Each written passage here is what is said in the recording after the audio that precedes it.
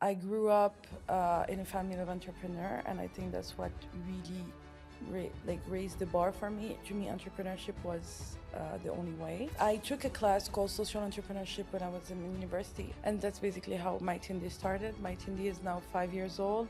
Okay. We work with 2,000 artisans across Morocco. Our goal is to expand soon into another Arab country. Okay. We started going around the country and basically gathering the artisan and having a 1, 2, or 3 day session where they would bring their product, train them, and understand really what it means for them. Serving women affected by these migration trends? To build trust, you have to show that you're there in the long run with them and that you're here to support them. Did you plan for these trainings from the very beginning, or when you started launching and you realized, oh, we actually need to come up with trainings and make sure that they are familiar enough? I was like, yeah, we need to do things digitally, we need to scale fast. The process, Yeah. what did you learn? How was the overall experience? Even know like how this was gonna happen, but we had the first yes, equivalent of Shark Tank in Morocco, which brought us a lot of artisan leads. Okay. So I think we've tried to create a lot of an ecosystem that creates, a good value for everyone that's involved, but also at the same time where we are not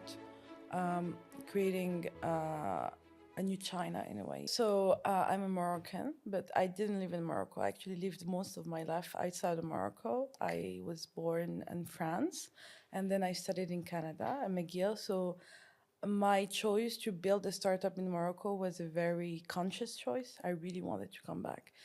I grew up in a family of entrepreneurs, and I think that's what really raised the bar for me. To me, entrepreneurship was the only way in the end. And I think that impact has also had a huge part in my life throughout what I think I've been raised in a generation where impact was slowly becoming more important. Yes. When I was studying, they were talking about the factories that were mistreating people. So I think that the sense I got from this was that there was more than money and that we need to create impact behind Okay. what we're doing.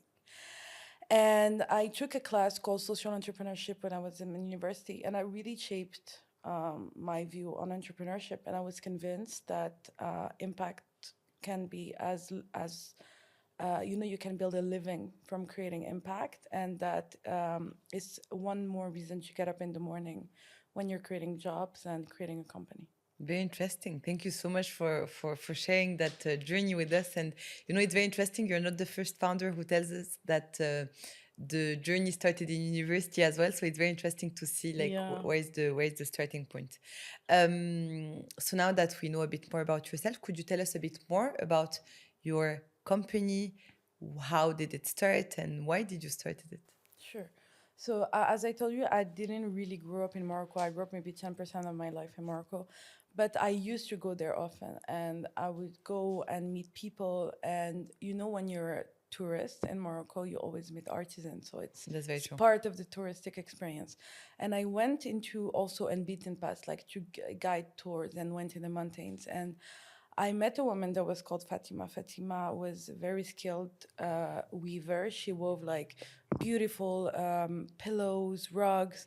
And when I started talking about her, having tea with her, I realized that she was not making a good living from what she was doing. And although she never went to school, and she learned how to weave when she was very young, and it's a very important skill that is very hard. Like artisan, when they are 1, 2, 3 years into the making, don't have product ready to sell. Like Okay. it's not good enough because it's handmade. There's no machine, so every little imperfection shows. And like for example, the ceramists, their hand can tremble a bit. So Of course. it's not ready. So it's a big commitment to become an artisan. For Fatima, it was not something that was chosen. It was her way from generation. But what I realized is that there was a lot of predatory ecosystem around her. Like the people would come and they will say, okay, I will take all your production, and they will bargain. And she was making maybe $3 to $4 per pillow that would take a day to make. Like it didn't make sense. And so I spoke to her. I was like, why are you not selling online? Because at the time I had an e-commerce startup, another one. Okay. And she was like, what is e-commerce? I don't know anything. I was like, okay, if someone taught you how to sell online, would you be willing to?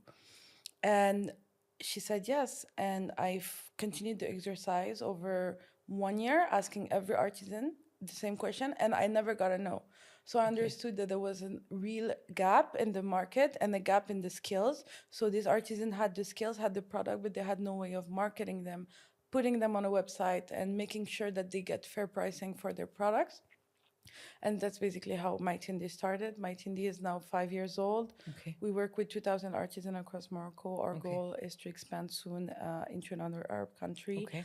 And we ship their products in over 40 countries. And we have worked with a lot of like great partners like foundations, the World Bank, and other institutions to bridge the gap and enable all this population to go from maker to seller. Very interesting. So you very much built a platform that would allow them to easily go from offline to online with the right support, right? Is that the main purpose? Yeah, that's the main purpose. And now with AI and everything that's happening, it's been maybe 3 years we're working on a chatbot that it works on WhatsApp, and AI has really made it even better for us. Like now, artisan can just talk with the chatbot and upload their product on WhatsApp. Very interesting. So yeah. I think that even though people are very worried about AI in a sense, I think that if it's used in The right way, in the obviously. right way, it can really create tremendous impact. That's very interesting. I'm guessing that by onboarding these artisans that are not necessarily very literate when it comes to like digital tools, etc., it could have been a bit challenging. So are there particular elements or actions that you took in order to support them in digital literacy?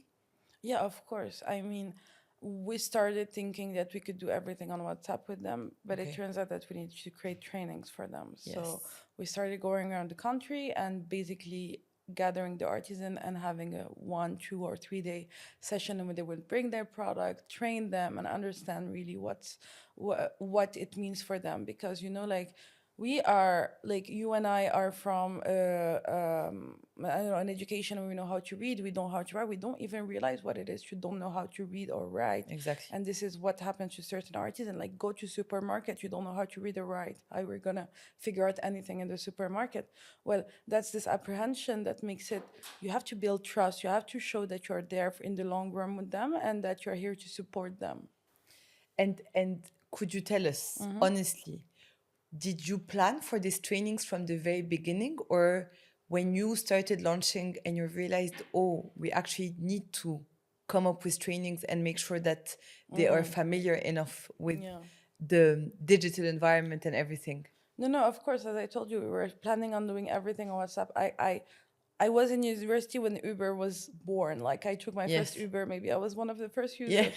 So I was like, yeah, we need to do things digitally. We need to scale fast. And then I stumbled upon a conversation from the Y Combinator where it says like, at the beginning, you have to do things that don't scale. Don't focus on the scale now. Exactly. And that's how we got into the training. We were like, instead of second guessing ourselves, let's focus on what they need and understand what we can do to, kickstart the platform and make sure that they are onboarded.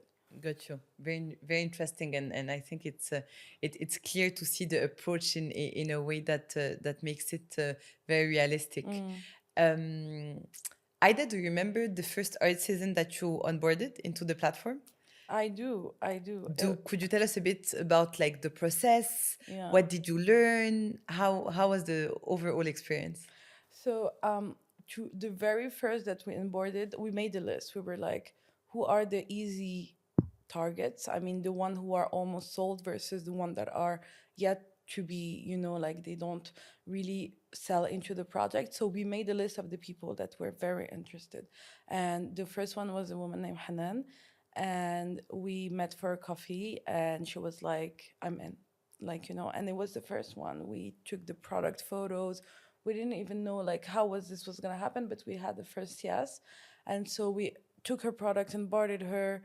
And then, the rest is history. We worked on the list, and then some more people do like reach. And then we did the equivalent of Shark Tank in Morocco, which brought us a lot of artisan leads. Okay. And that's it. Okay. So from the first artisan to now having more than 2,000, would you tell us a bit more about a major change maybe that happened in your product or in your business model from the day you started till today? Is there a particular iteration in the business, in the product that really changed the way MyTindy works? There's not one major. There has been so many along the way. The first one was that when we started getting a lot of order, we realized we didn't have enough product. Okay. And we were, in the beginning, we were a bit scared. We're like, what if we import too many artisans and they don't get sales? And then we realized that we really needed more product variety on the platform, because when people were looking for artisanal product, they had specific products in mind. And if you didn't have all of them, it's like going to a supermarket and living with like not everything you want. It's not a good experience. So that was the first thing. The second is that we had a lot of our artisans now that are now ambassadors. So they are the people who are helping us fulfill the orders, recruit more people, make sure the B2B orders are on track. And so we were able to build this community around it that was very important. I think those are the two main things that really, and then I said AI. AI has been really helpful for us, because we really wanted to make sure to find a way that didn't use too much data for the artisan, and WhatsApp was a great way, and to us it was a win-win. There are many migration dynamics happening around Morocco and in Morocco, outside and inside. If we are to talk about women who are part of MyTindy, would you tell us a bit how you are supporting them or serving women affected by these migration trends? What I can say from my experience and what we have really been figuring out is that if the artisan in MyTindy are able to make a good living from their house, and most of them live in rural area, we are first of all hindering the urban exode that happens when people are not making enough money and they are not able, so they have to flee their neighborhoods in the rural areas to go and find work. And the second thing kind of related to that is that to us, migration has a lot to do with climate also, like climate justice. And we feel that when it comes to migration, migration is often not their choice. And so we are trying to give them as much choice to stay where they are and make a good living from where they are compared to migrating, because I think that in most of the case, migration is never a choice. The way you've been talking about the journey and everything, I'm guessing also that like you met a lot of people and you've built like a very strong ecosystem around MyTindy. If you are to describe like the MyTindy ecosystem, how would you describe it? Well, it's a very big ecosystem. It has a lot of integrated part. Like there's the platform. There's also like if you just go on the sales process, there's the platform. And there's the B2B order that are not on the platform. And then to do the training, we work with institutions, we work with organization and NGOs who help us source, train the artisan, and also find new artisans that want to be helped in selling online. You also have the government. We partner with the Ministry of Crafts, which is a Ministry of Tourism, to basically digitize the entire ecosystem. There's a lot of moving part. Like if you do like I don't know if you remember, but like the business canvas, like we have so many stakeholders there. Like we ship with FedEx, UPS, but also truck. Like what if these people stop working tomorrow? Like it's gonna be a huge problem for us. So I think we've tried to create a lot of an ecosystem that creates, a good value for everyone that's involved. And the artisan are the main part of it, but the client also is very important, because all the clients need to be satisfied with their orders and be able to be happy enough to repurchase. So I think that the ecosystem that we're trying to build is the one where the artisan are able to fulfill their duties as sellers. Yes. And when the clients are able to receive their products on time and are happy about it, but also at the same time where we are not creating a new China in a way, like making sure that it's fair trade, that everyone is get paid fairly, and that everyone is happy. I'd also like to ask you, since obviously our presence here is very much linked to the Shift program, and this is why we are here all together. I'd like to ask you about the impact that the program has had on your business. Did you learn something new, or has it supported you into a new perspective for your business? Yeah, well, I think the Shift program has been great for many reasons. The first one is that it really allows us to dive deep into the migrant topic, which we knew and we are aware of, but it allowed us to really dive deep into it. The second thing is that we had a lot of sprint during the program, and that was interesting because typically we only do them for tech. You know, when we're building the chatbot, we do sprints, but it was interesting to see how the team would react to sprints on a more time crunch basis and on topics that we have to train, I don't know, X artisan and do this and make sure that they do that and do it in a sprint way was very interesting also. And I think the community behind it, I mean, we've been working with Seedstars for so long at MyTindy, like maybe since the beginning. So it's always great to see how like your ecosystem can support us in the best way. And I think that program was great. And it's always a pleasure for us to support entrepreneurs as impactful as you. My last question is my favorite one. It's I would love to know. I mean, you've been an entrepreneur for quite a while now, and as you said, the community is a big part of being a successful entrepreneur, and having a village around you is very important. Yeah. Is there an advice, or like, do you have a favorite advice that you've ever got as a founder? Yeah, I think so. It's one that, like, I even wrote a LinkedIn post about it because it was very eye-opening for me. It was, don't be the one to say no to yourself. It means that if you are thinking about an opportunity, if you I don't know, if you want to write a book, don't be the one stopping yourself. Ask around. Maybe you'll get a rejection, but it's 100% sure that it's a rejection because you were not the one stopping yourself from doing it, and I think that's important. 100%, and very, very inspiring. Aida, it was a pleasure having you today, and thank you so much. Thank you.